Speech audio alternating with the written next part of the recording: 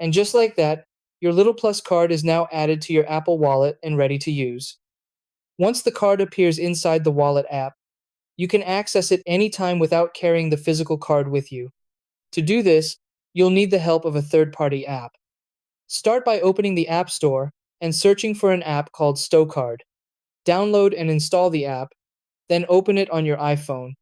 Inside the app, you'll see a list of commonly used cards. Tap on the Add button and search for Other. You'll now see two options. With the Bliss app listed at the top, tap on it, and you'll be given two choices. You can either scan your Little Plus card using your camera or enter the card details manually. After entering or scanning the details, tap Save. The app will automatically add your card and it will sync with your Apple Wallet. Now, if you were confused because Apple Wallet only allows debit cards, credit cards, transit cards, or IDs, this method solves that limitation easily.